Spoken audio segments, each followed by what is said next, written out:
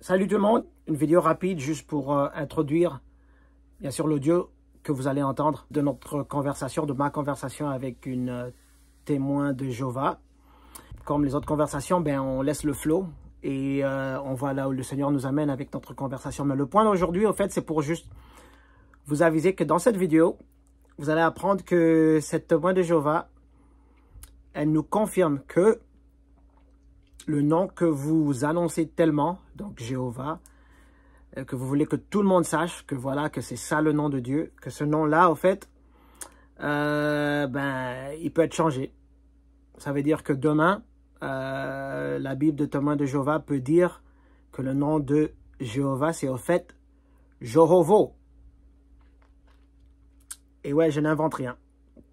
Demain, vous pourriez être en train de prier à Jehovo, ou Juhuvu, ou Jahava, et que c'est toujours le nom de Dieu.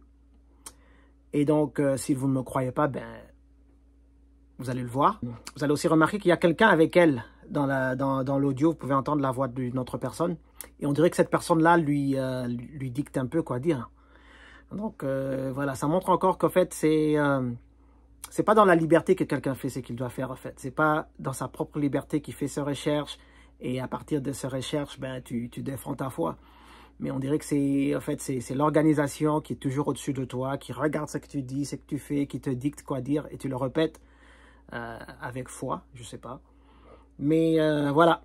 Donc pour vous, les témoins de Jéhovah, demain, vous allez tous être en train de dire Jehovo. Et vous allez vouloir que tout le monde aussi connaisse ce nom-là. Suivez. Ce matin, j'ai lisé sur la prière de notre Père. Ok. Tu vois la prière que Jésus nous a enseigné de prier, notre Père qui est aux cieux.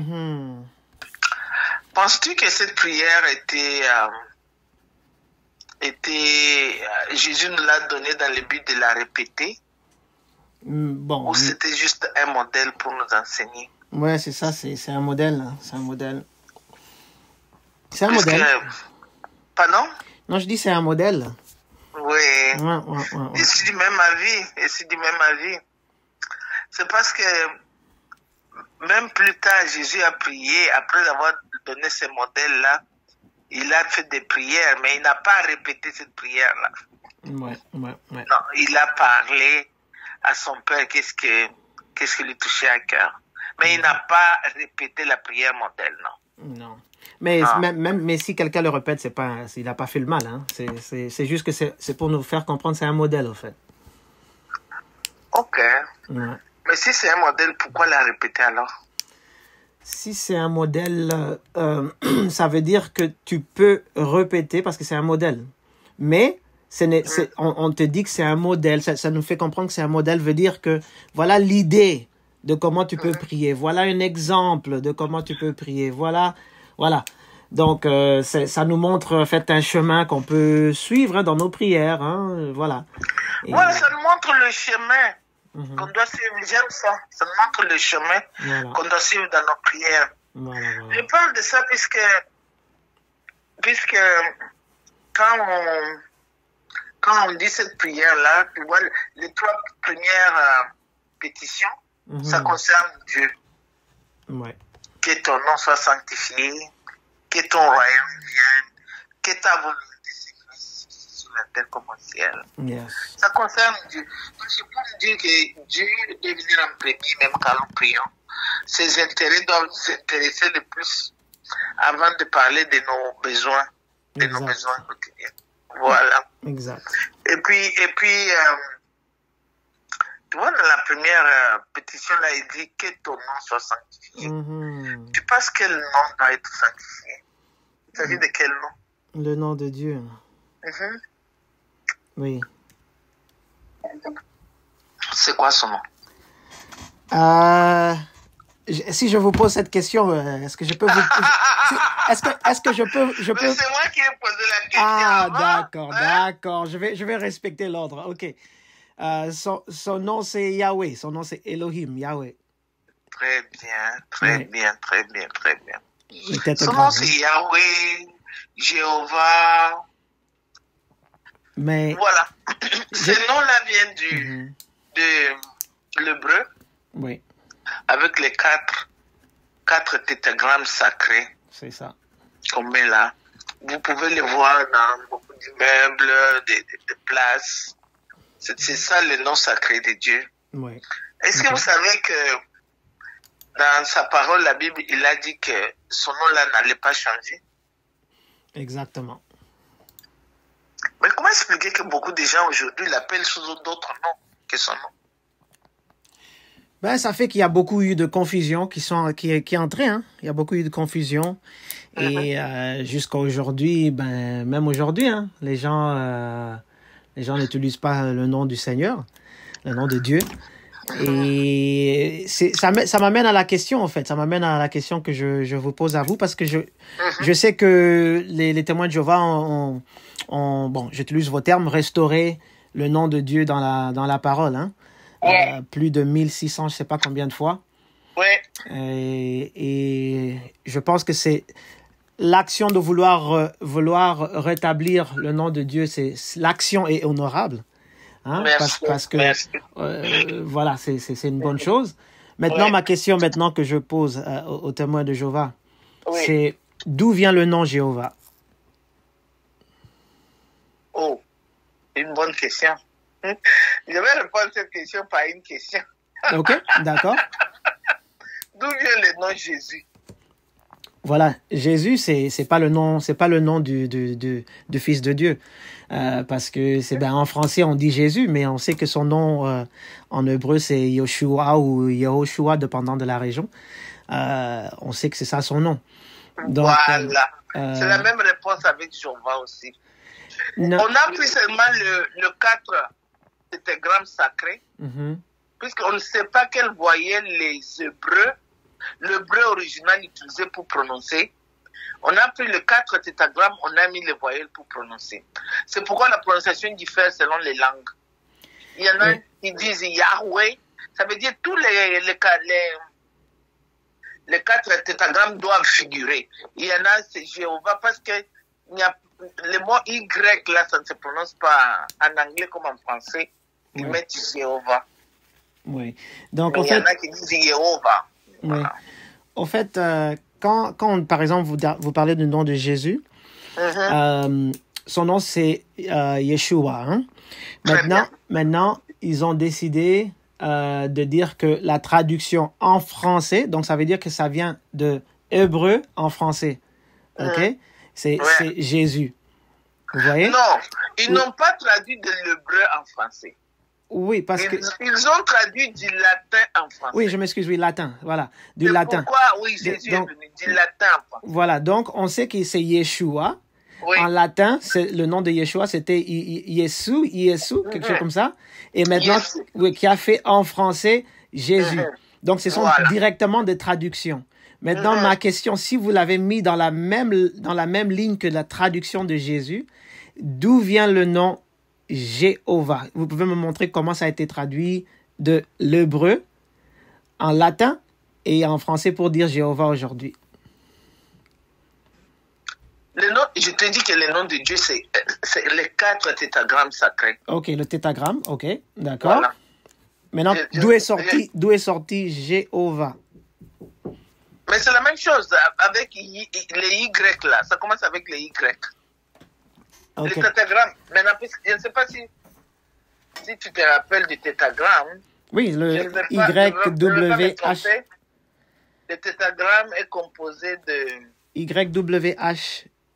Voilà. W, c'est ça? Voilà. YH. Non, je m'excuse, ouais. YH. YH. Yeah. WH. C'est ça. Attends, je vais l'écrire devant mes yeux. Moi aussi, c'est ça. C'était mieux quand j'ai écrit. Voilà, YHWH, YHWH. Ouais. Donc là, on s'est entendu que le nom que Elohim, hein, le Dieu d'Israël, a donné à son peuple, c'était YHWH. YHWH. Donc, c'était ça. On s'entend sur ce premier point. C'est ça son nom. Voilà. C'est ça son nom. D'accord. Et il avait dit ceci en Exode chapitre 3, verset 15. Oui. Que son nom n'allait pas changer pour des temps indéfinis, que c'était son nom pour des temps indéfinis. Exactement. Maintenant, ça veut dire que ça n'allait pas changer.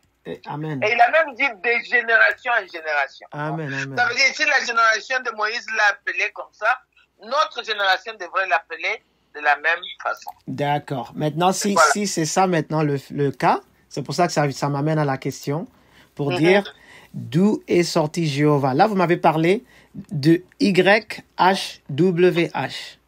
Voilà. Okay? Maintenant, amenez-moi maintenant avec la pensée et la compréhension jusqu'à ce qu'on arrive au nom de Jéhovah. Ok. Ok. C'est la même façon. Vous voyez comment on a traduit les Y de Yesu en latin, en français. Comment on a traduit ça? Yesu, ils ont appelé ça Jésus. Ils ont appelé I. Le Y là est devenu J.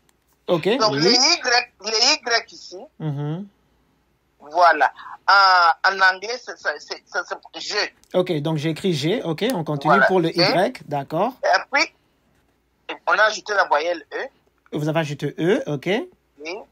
Et puis le H, on a ajouté la voyelle O. On a ajouté O. Ok. Maintenant, les sons wa. Les sons wa, oui. En latin, là, n'existent pas, mais on l'a traduit par V. V, ok, d'accord.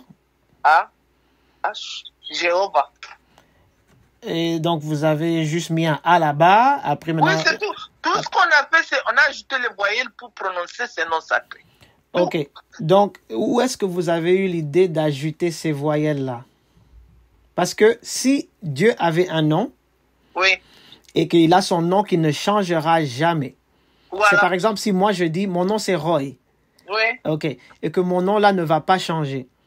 Si quelqu'un va au Japon, je vais dire même en Corée. En Corée, eux, le R, ils entendent ça comme un L, par exemple. Voilà. Ils vont dire Loi, Loi. Voilà.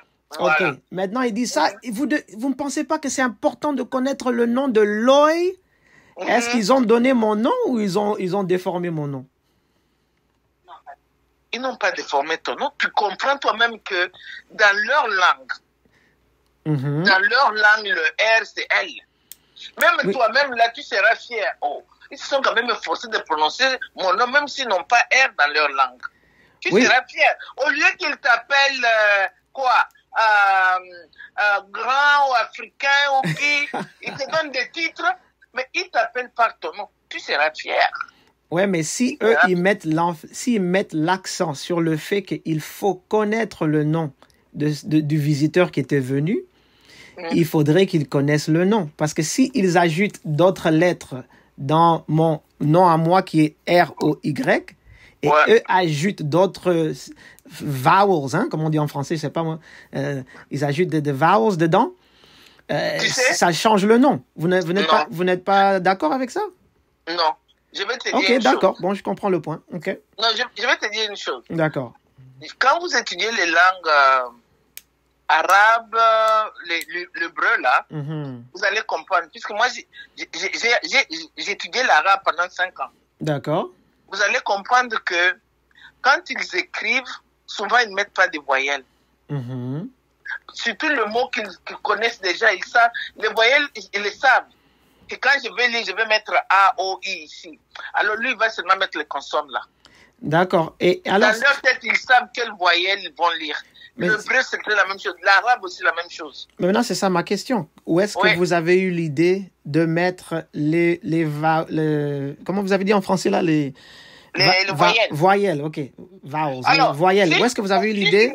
Si tu mets Y, H, W, H, sans voyelle, comment tu vas prononcer ça?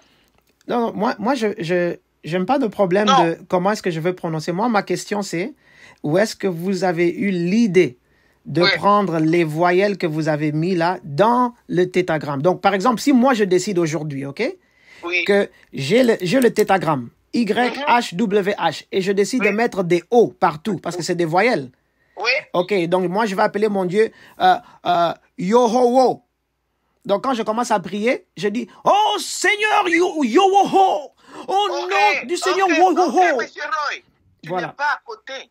Ok, donc vous serez d'accord. Je vais te montrer un exemple. Exemple d'un petit enfant. Je veux juste comprendre. Vous serez d'accord de ça alors. Vous n'aurez pas un problème avec moi. Non, je n'aurai pas de problème puisque je vois que tu te forces à prononcer le nom divin. Comment je vais avoir de problème avec ok, d'accord. C'est ça que je voulais savoir. C'est comme un petit enfant. Au lieu de t'appeler maman, il dit maman. Tu sais qu'il s'adresse à moi. Ok, non, c'est ça que je voulais savoir. C'est ça que je voulais savoir. On n'a pas de problème. Mais au moins, on voit la bonne foi des gens qui veulent restaurer la vérité là où elle était. Ok, c'est ça que je voulais savoir. Je voulais avoir ce point. Sacré. Voilà. Non, on n'a pas de problème. Puisque même si tu prends les témoins de Jéhovah de ma région là, ils n'appellent pas Jéhovah. Ils l'appellent Yehowa. Ok. Oui, voilà. Au Congo. Ce sont les témoins de Jéhovah. S'ils prient à côté de nous, ils vont dire Yehowa. Donc, ils ont prononcé le nom divin. Moi, je vais vous... Ce n'est pas maintenant des langues. Mais les 4 tétragrammes doivent être là. Je vous ai posé la question pour savoir si vous, en tant que témoin de Jéhovah, vous savez où est-ce que le nom Jéhovah comment ça a été établi. Mais je vous avais donné juste l'explication qu'on a mis des vowels. On a utilisé les voyelles. Les voyelles. Mais d'où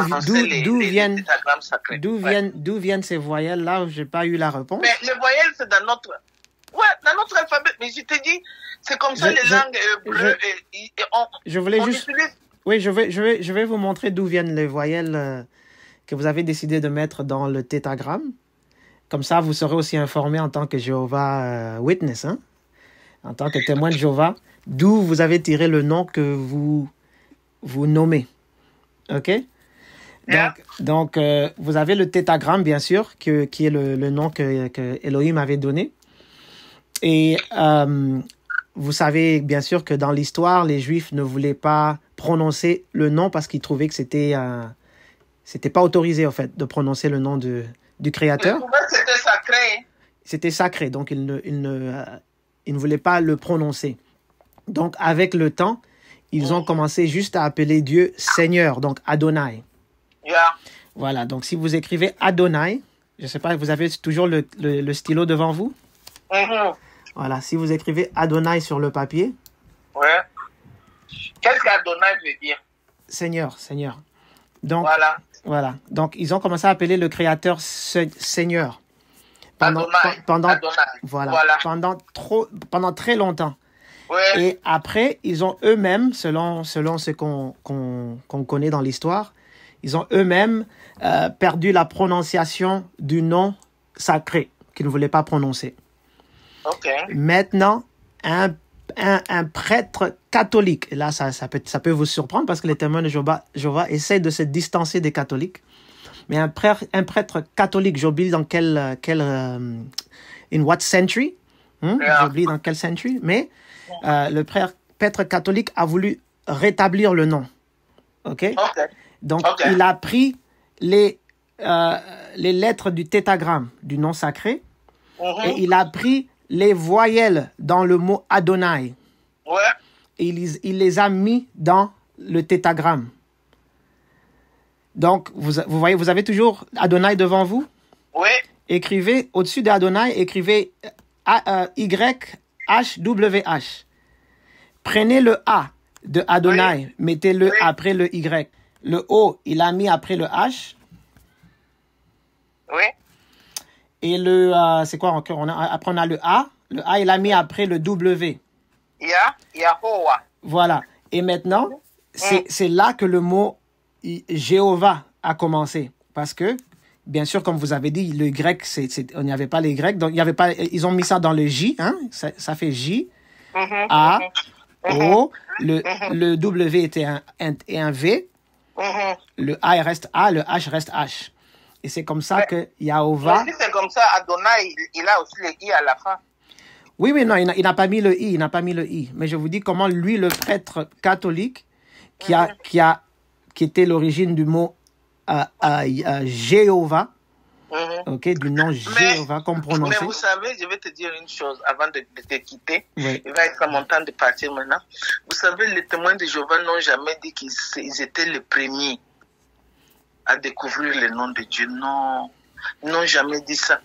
D'ailleurs, tu sais, quand moi j'ai commencé à prêcher, on prêchait avec une Bible catholique, la Bible Abbé Crampon, qui contient les noms de Dieu.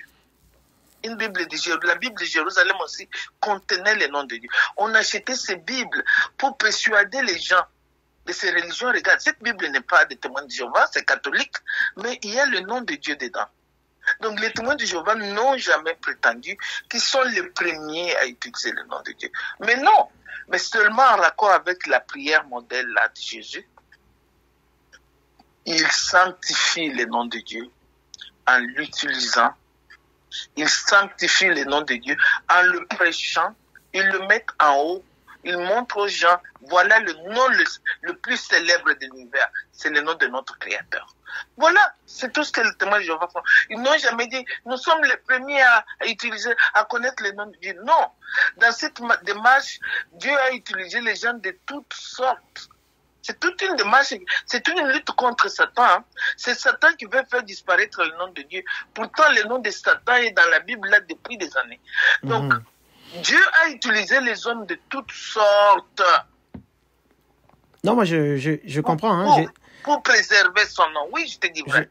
C'est une lutte que nous, on ne voit pas. Une lutte dans les noirs. Satan essaie de disparaître ce nom.